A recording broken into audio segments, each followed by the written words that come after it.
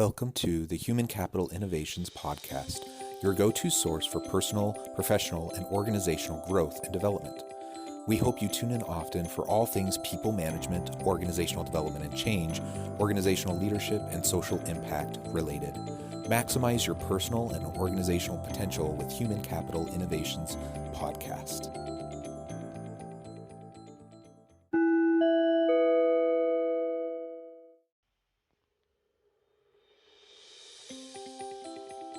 Welcome to the Human Capital Innovations Podcast. In this HCI podcast episode, I talk with Wayne Mullins about leadership and the connection with company culture.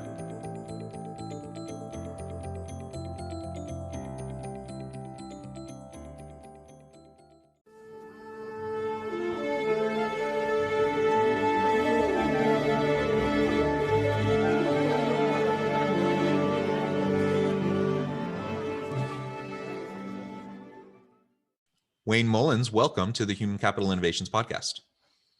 Thanks so much, Jonathan. Looking forward to our conversation.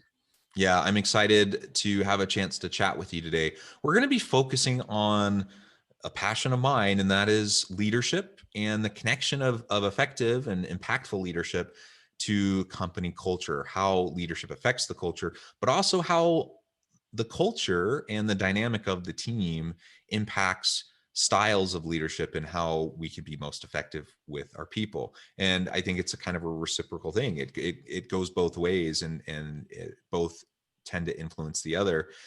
So we'll have a really great conversation around that. As we get started, I wanted to share Wayne's bio with everybody. Wayne Mullins is the founder and CEO of Ugly Mug Marketing. Over the past 20 years, he has scaled multiple companies and helped hundreds of entrepreneurs do the same with their companies. Ugly Mug Marketing has won the praises of some of the leading influencers in the business world, such as Chris Voss, Neil Patel, and Ari Weinswig. Wayne's work directly influences more than 100,000 entrepreneurs annually through his blog, books, and training programs. Wayne has personally worked with clients in over 100 industries from every corner of the globe. And through his books and training programs, Wayne directly influences more than 250,000 entrepreneurs each year. Again, wonderful to have you here. Thank you for joining me. Anything else you would like to share by way of background or personal context before we really dive on in? Yeah, I think I'd start with just saying that, first of all, I'm excited about this conversation. I'm looking forward to this. Over the last, probably 4 years or so, kind of building a team, building a culture has been a point of intention for me. And the story goes like this. So I've got a small company. I have some friends who have some smaller companies. And I had a friend who was at the point of deciding to either scale his company or sell his company. And I was a part of an entrepreneurial mastermind. And it just so happens that we did lunch once a month. And so I said to my friend, I said, this is the perfect opportunity for you to come. It will give you a chance to kind of be around some other entrepreneurs who have scaled their companies, to ask questions and kind of learn from them. So we show up to lunch. I'm excited that he's there, introducing him to several people. And then every single time we met, there was a topic of conversation, and there was a teaching kind of moment. And then everyone kind of shared their feedback and their experiences. And it just so happened that the conversation or the topic that day was building a team. And so as the conversation began, it was very positive. The presenter was sharing some wonderful tips and some ideas. But then for the next hour, entrepreneur after entrepreneur went around the room and shared their challenges and their frustrations with their employees and with the people on their team. And as a result of this, we leave a little bit later. I call my friend and say, so, what'd you think? He said, I've decided I'm going to sell my company. I don't want to have to deal with building out a team. And so it was from that moment on, that was really kind of a big pivot moment for me.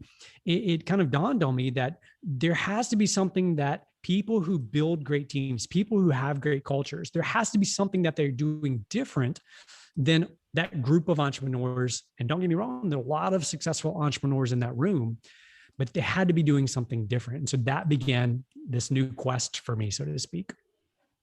Well, that's super interesting. I appreciate that background, and I agree. I mean, these are the passions that I also hold. I think it's just so important for us to always be thinking about effective leadership, to be thinking about our organizations, our cultures, how we interact with our people.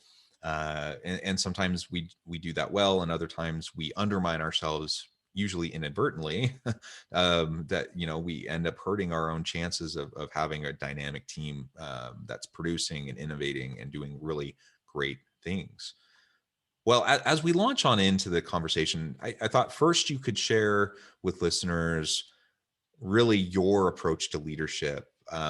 Maybe 3 words that you would use to describe your leadership, your general approach, and why. Sure. 3 words would be tough. I would say my simple answer would be that leadership is about serving. So that may be 4 words there, but it's about serving. And I think so often particularly in American culture, we are almost taught, or we almost kind of witness from the outside, that it's the opposite, that the further up we go in an organization, the more people will have under us to do all the things we don't want to do, or to quote unquote serve us. And what I've discovered over time is that's absolutely the polar opposite's true, that the further up we go, the more responsibility we have and the fewer rights we have. So in other words, I'm, quote unquote, the founder, the CEO of this company. So I can, quote unquote, in theory, on paper, do whatever I want to do. But if I want to build a culture, a highly accountable, self-accountable culture, I can't do that, right? I have to be intentional about building this culture. I would say that if you're unintentional about building a great culture, then you are intentionally building a bad culture. I think that's interesting, and it's a good reminder that culture will emerge when you have 2 or more people together, right? When you have people interacting, there will be a culture, and the question isn't whether or not there will be a culture. It is, what kind of a culture do you want to have, and will you allow for just anything to emerge that may be unhealthy, that may be unproductive, or are you going to be really proactive and strategic in shaping and honing and maintaining and perpetuating a really psychologically safe, empowering, healthy culture that ultimately is going to help everyone thrive? Completely agree, Jonathan. What's interesting, if you look back at the root word, the Latin word for culture, it actually shares the same as cultivate, right? So it comes from the same root Latin word. And we think about cultivating the soil, what a farmer would do to cultivate the soil. It involves work. It involves being intentional. It involves breaking up what may be clay and other rough soil and kneading it and making it soft, supple soil so that it can take a seed, so that the seed can then grow and flourish. And I think when we think about our culture and we think about our teams and the people that we lead, I think that we often pass culture over as kind of this ethereal, the super soft thing that one day we'll get to culture, right? One day when we have all the money that Google has, or when we have all the money that, name the famous startup who's got the cool napping pods and all these other things, we'll get to culture then. But the reality is all of those things that we often associate with culture, so our great culture, so the kitchen, the fully stocked kitchen, the napping pods, whatever all these things are, those things are actually not necessarily part of the culture. They're often a byproduct of what is intended when they're creating the culture. And I think we can confuse those things. And when we do that, we do ourselves, we do our teams a disservice. Yeah, I think that's wonderful. I love the connection back to the Latin root. I think that's awesome. A great reminder, I think, for all of us as we consider the role of culture and how it connects with our own leadership styles, our own leadership approaches. Maybe you can speak now specifically to some of the things you're doing within your organization to create that kind of a dynamic culture through your leadership style, your approach, and your interactions with your people.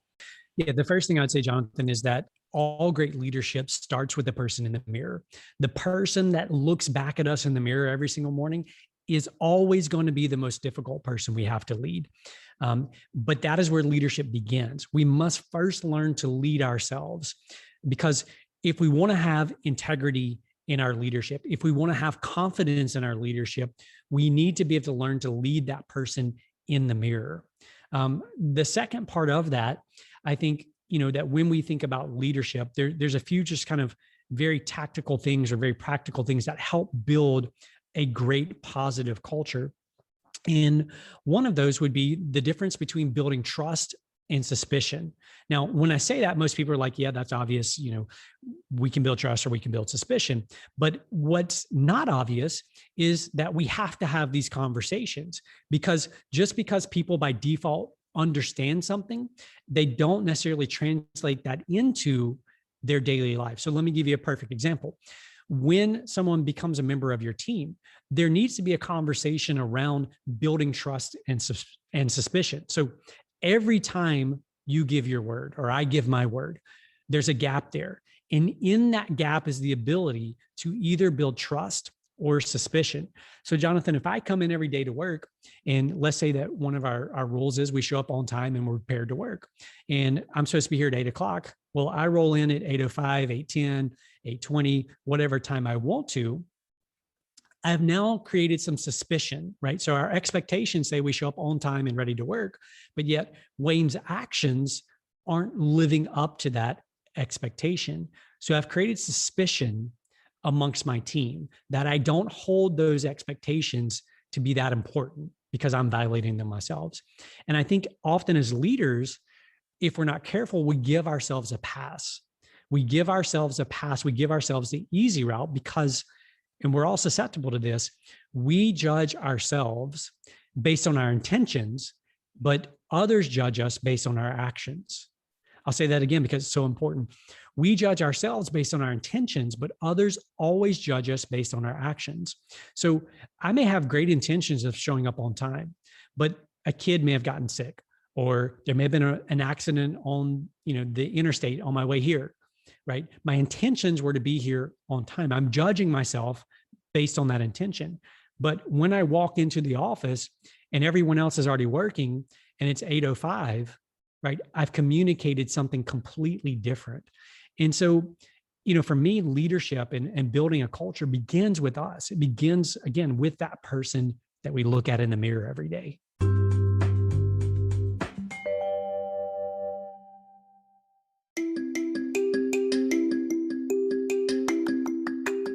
I'm excited to announce the publication of my new book from HCI Press, Bluer Than Indigo Leadership: The Journey of Becoming a Truly Remarkable Leader. Early in my adult life, I learned about an Asian proverb that translates as bluer than indigo. If you think about the color indigo, it is a brilliant, deep, and vibrant blue, what some would call the bluest of blues. To have something that is bluer than indigo is rare and truly remarkable. Contrary to popular myth, there is no one-size-fits-all or cookie-cutter approach to effective leadership. There's no silver bullet, no secret sauce, no go-to model that will solve all of our problems. The truth is, great leaders have all had their unique strengths and flaws, and have all had to discover and then pave their own distinctive path in their life's journey to fulfill their leadership potential. Bluer Than Indigo Leadership will help you discover your own path and explore those ordinary, everyday actions that will help you respond to an uncertain future and produce extraordinary results for individuals, teams, and organizations.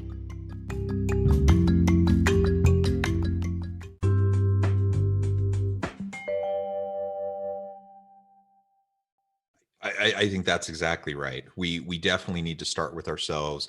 And if we don't do the hard work of trying to understand our own inner workings and what drives us, what motivates us and why, and learn how to deal with our own kind of stuff going on in our head, our baggage, all the things rattling around up there. If we don't do the self-reflective work and learn how to better manage and lead our own selves and our own lives, I don't know how we can hope to effectively lead other people.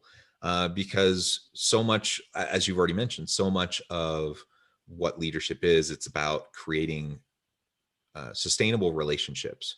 And that has to happen as you build mutual accountability and trust between individuals. And I don't know how I build trust with people if I can't understand them, and I can't fully understand them if I don't fully understand myself, because I'm always going to be projecting my own crap onto other people. unless I can become more self-aware and understand my biases, understand, my assumptions and how they end up influencing my perception, on the world around me and the people I interact with. So it starts with us.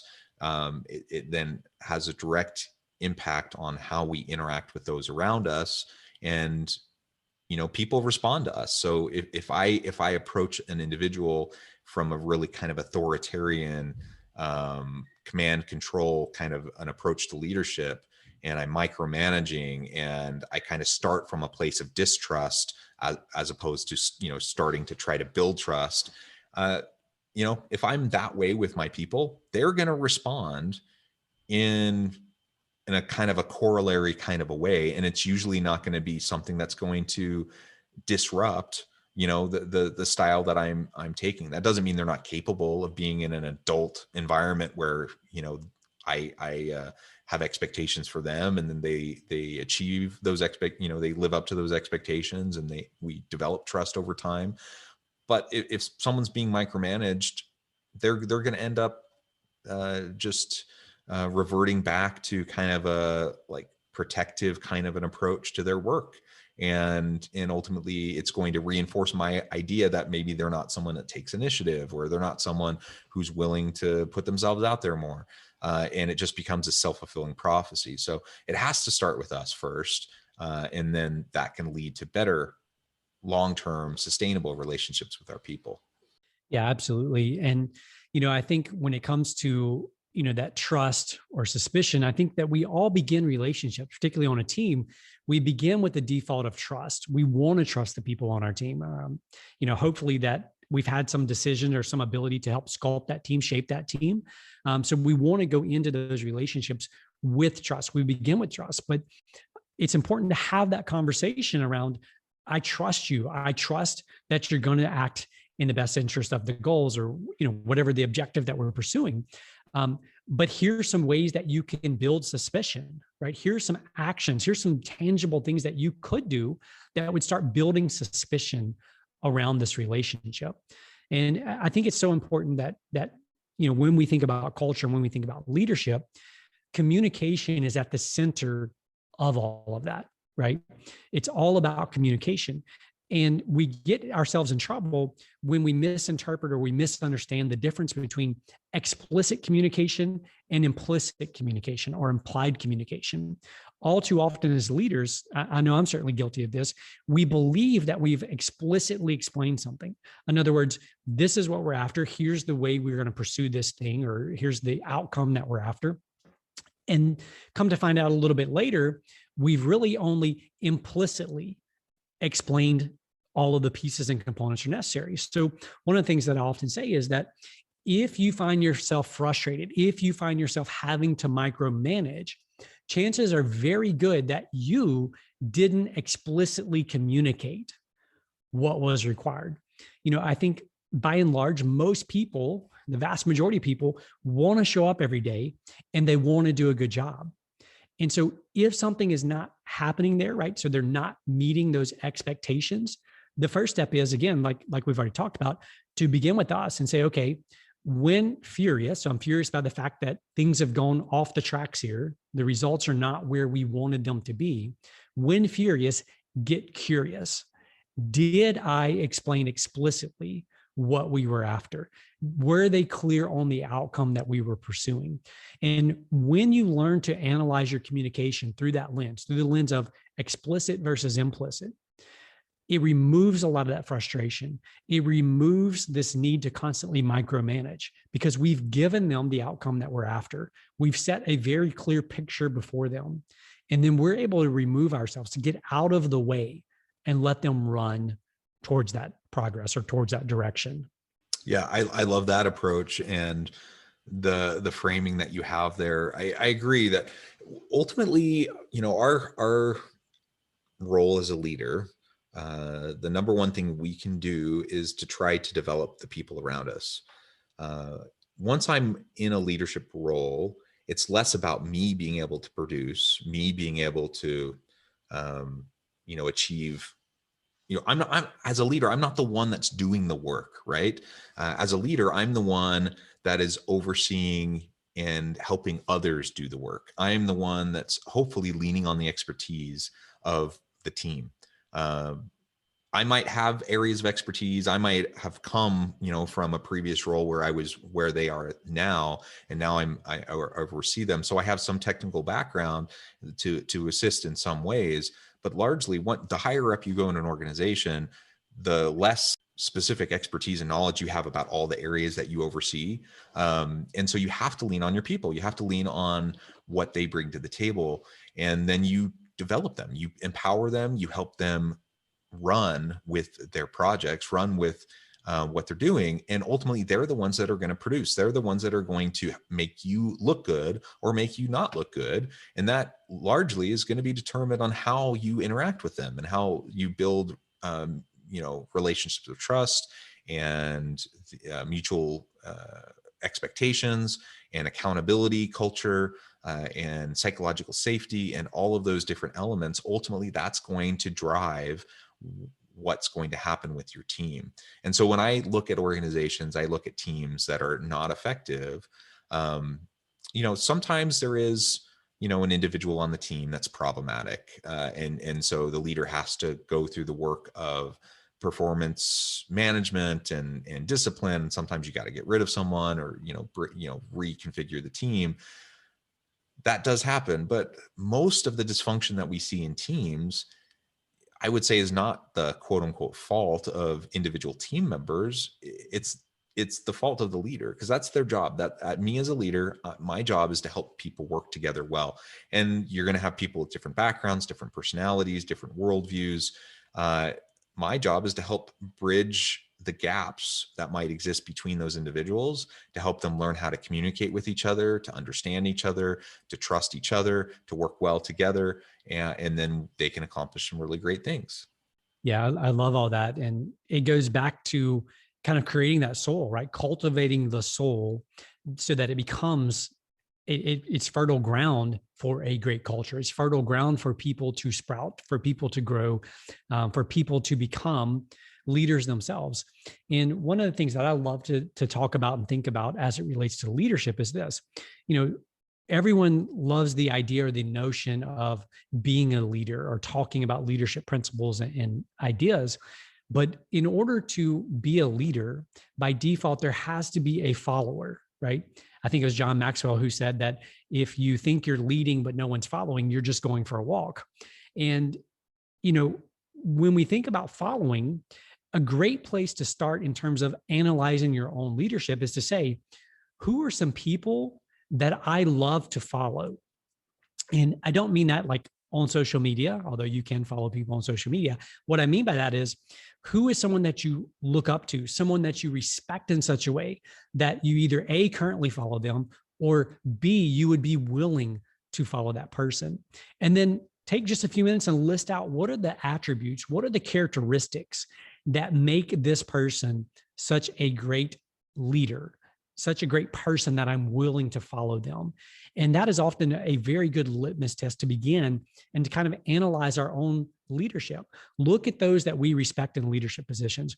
What is it about them that we admire? What is it about them we respect? And what are the reasons we are willing to follow them? And then we can take those same things and flip those and begin implementing, working on those things in our own lives. Yes, absolutely.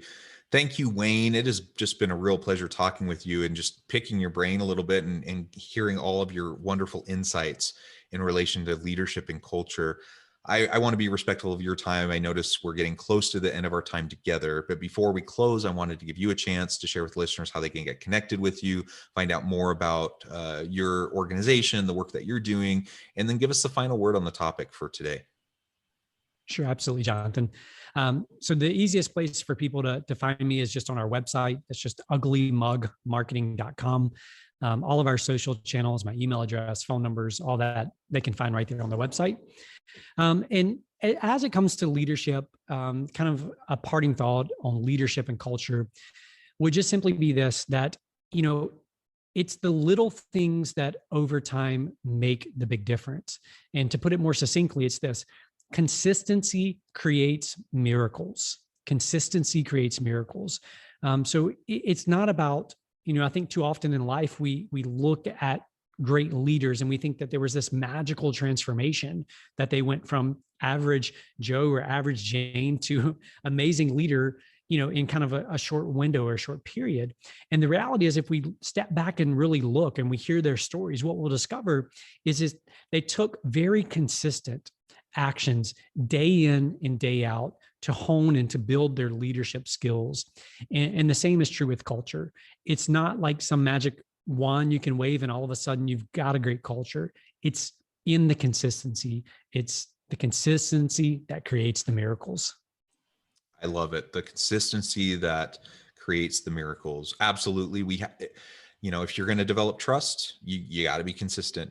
People have to know that they can count on you, that your word means something, that you're going to walk the walk, not just talk the talk.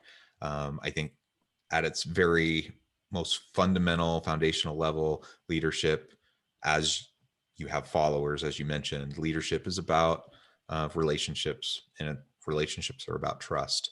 And if we want a dynamic culture, we ultimately need to genuinely care about our people, develop those relationships, develop them, and create trusting, mutually accountable relationships with them in the workplace.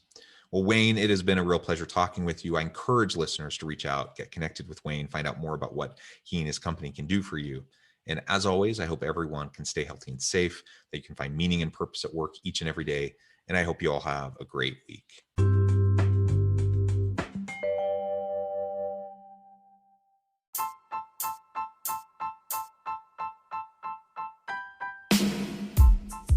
The alchemy of truly remarkable leadership. Ordinary, everyday actions that produce extraordinary results. Consider how the nature of work has shifted over the past 50 years. With increased globalization, rapid technological advancement, and the shift in economic composition, the average job of today looks very different than the average job of 50 years ago. What will the jobs and organizations of tomorrow look like? Moreover, what does this all mean for organizational leaders? What are the core competencies and capabilities of organizations and their leadership that are prepared for continued disruption and geopolitical and socioeconomic shifts? Regardless of what the future holds, increasingly, leaders need to be socially minded, data-driven, decisive, champions of talent, and disruptors of the traditional notions of leadership, teams, organizations, and work. The alchemy of truly remarkable leadership will help you to explore your own leadership competencies and capabilities and consider ways to apply and implement them into your workplace and personal life.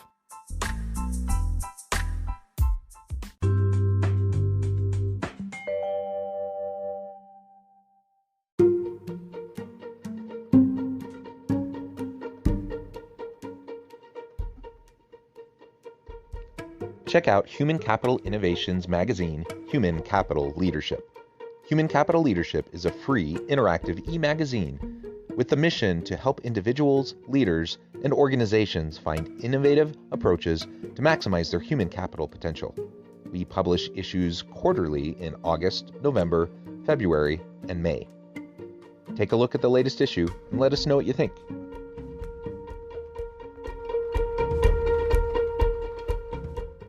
Thanks again for joining us for this episode of the Human Capital Innovations Podcast. I hope you stay healthy and safe and that you have a great week.